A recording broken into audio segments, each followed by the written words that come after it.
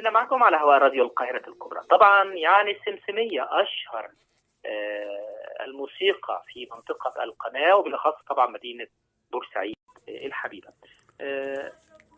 معنا عبر الهاتف المؤرخ الرياضي عبدو عالمية. بنرحب بيك يا أستاذ عبدو. اهلا وسهلا بحضرتك استاذ عطيه، واهلا بالساده المستمعين لبرنامج حضرتك المتميز. الله يخليك. يعني التراث البورسعيدي وطبعا التراث القناة، السمسمية بتمثل فيه أهمية خاصة طبعا، يعني انتوا بيرتبط بكم ارتباط كبير قوي.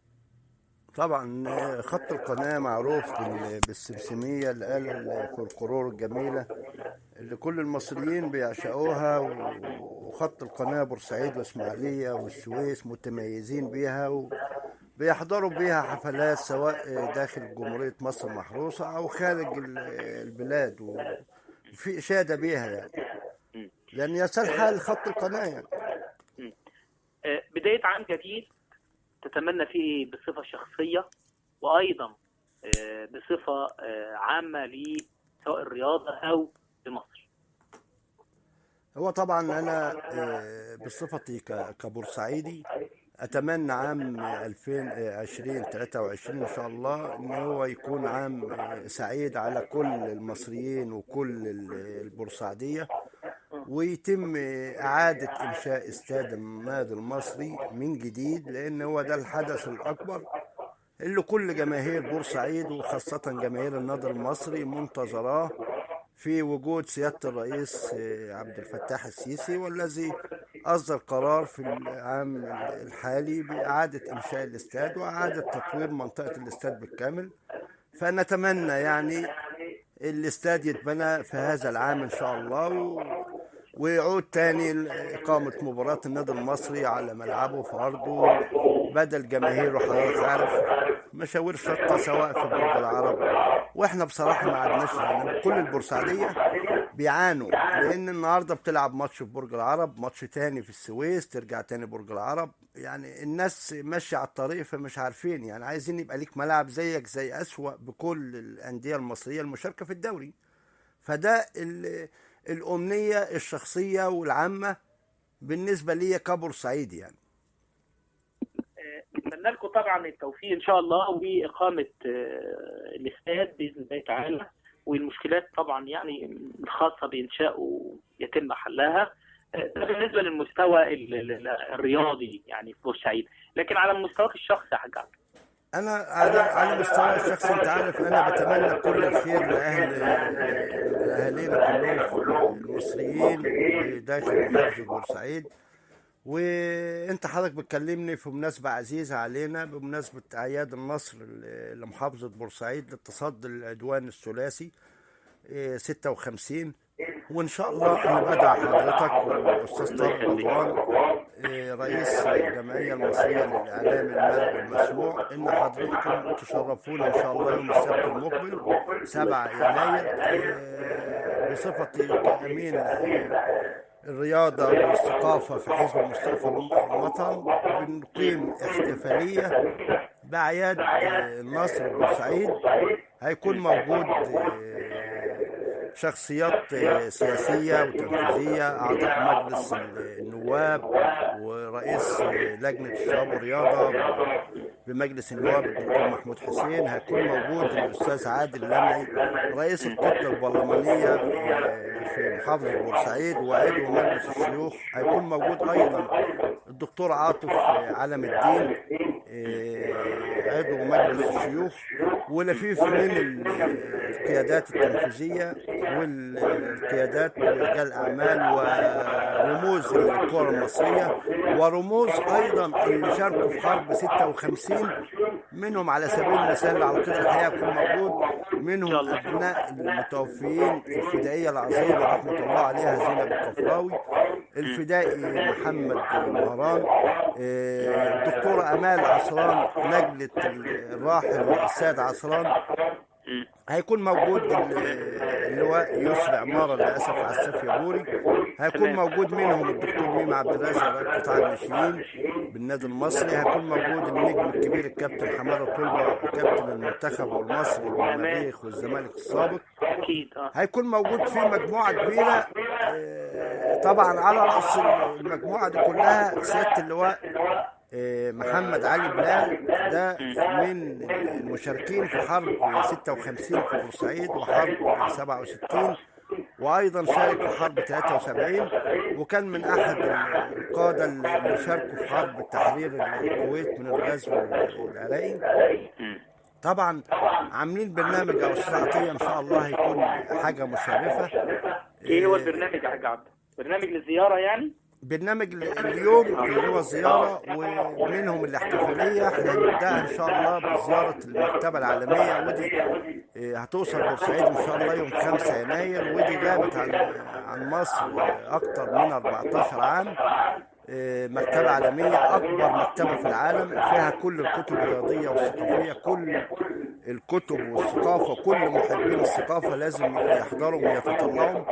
طب دي فرصة كويسة، يعني ده فرصة كويسة لزيارتها والتعرف على المكتبات الخارجية شكلها ايه، والدنيا ماشية بره ازاي في المكاتب يعني. طبعا احنا أجلنا الاحتفالات دي، كان المفروض تكون السبت الماضي، فاحنا أجلناها علشان تكون المكتبة العالمية تكون وصلت. بالإضافة بعد زيارة المكتبة هنعمل زيارة لمتحف الحرب بورسعيد اللي بيضم الدبابات وبيضم كل تاريخ حرب 56، وبيشرح الرموز البورسعيدية اللي دافعوا عن بورسعيد بل مصر باستماتة. أيضا هيكون في احتفالية في مكان تابع للشباب والرياضة، قاعة محترمة هيتعرض فيها كلمات الناس اللي شاركت في الحرب وهيتم تكريمهم الأسماء اللي ذكرتها لحضرتك. بالإضافة لعرض فولكلور السمسمية، هنعمل فقرات على أساس الناس اللي جاية من القاهرة ومن اسكندرية ومن المحافظات الأخرى يستمتعوا بالفولكلور البورسعيدي اللي معروف عنه في منطقة القناة اللي هي آلة السمسمية. يتبقى عندنا أمنياتك للنادي المصري خاصة بعد يعني تولي كابتن حسام حسن، مباراة فوز، مباريات يعني في أواخر الهزيمة في أواخر الدقائق الأخيرة يعني، فأمنياتك إيه للفريق؟ والله يا أستاذ عطية، احنا كمحبين للنادي المصري ومحبين للرياضة، انت عارف ان البورسعيدية بيعشقوا كرة القدم، بيشجعوا النادي المصري من واحد، لكن بيحبوا الكرة كويسة جدا، وده تعودنا عليها من سنين السنين، يعني الكلام ده مش وليد اللحظة.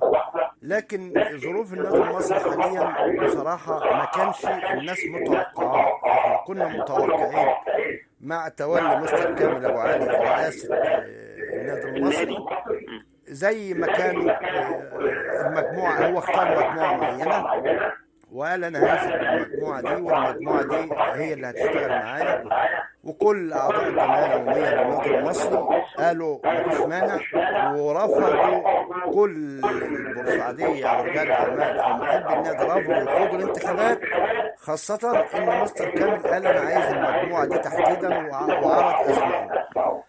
وانا هعمل 1 2 3. بداية هعمل مشروع حلو اللي هحقق للنادي المصري الموارد الثابتة، هجيب جهاز فني على اعلى مستوى اجنبي، هجيب لعيبه سوبر على اعلى مستوى، كل الكلام ده، وهنلعب في اسماعيليه في استاد القناه.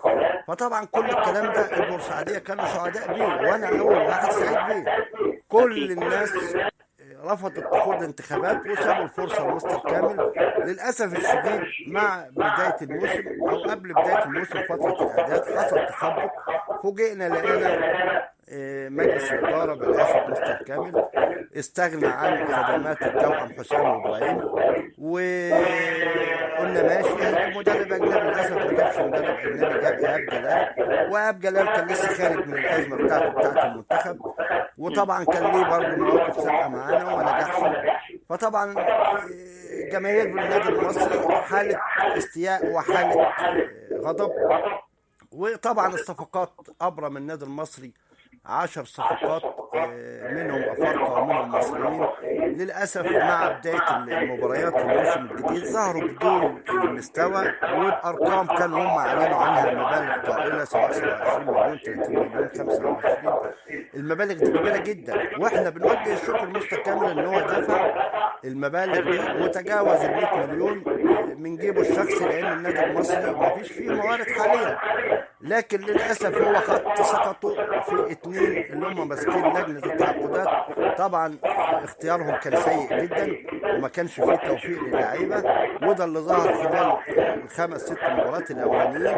فوجئنا لقينا مستر كامل او مجلس اداره النادي المصري تحديدا. طب عشان الوقت يا حاج عبده، يعني الامنيات بقى في النهايه تتمنى ايه للنادي المصري؟ أنا أتمنى من مجلس الإدارة إن هو يعيد النظر في لجنة التعاقدات ويكون فيهم حد فني فاهم، إن هو يجيب صفقات في يناير الشهر الحالي، إن إحنا نلحق نعالج الفريق الأول ونبدأ ننافس تاني. وإحنا طبعا مش منتظرين إن إحنا نحصل على بطولة، إحنا خرجنا من الكاس، مش منتظرين إن إحنا ناخد دوري. إحنا يعني في النهاية هنبقى مثلا لا مربع ذهبي لا خامس لا سادس ماشي، لكن يبقى النادي المصري أداء مرضي لجماهيره اللي بتعشق كرة القدم. وبنتمنى يعني نجاح مستر كامل في المشروع بتاعه اللي هو يرجع يشتغل فيه إعادة بناء الاستاد تاني بناء على تكليف سيادة الرئيس. بنشكرك شكرا جزيلا الاستاذ عبده علمية المؤرخ الرياضي، شرفتنا، وعلى وعد بلقاء تاني اخر ان شاء الله. شكرا بحضرتك الساعتية. كل سنة وانت طيب. العفو. شكرا.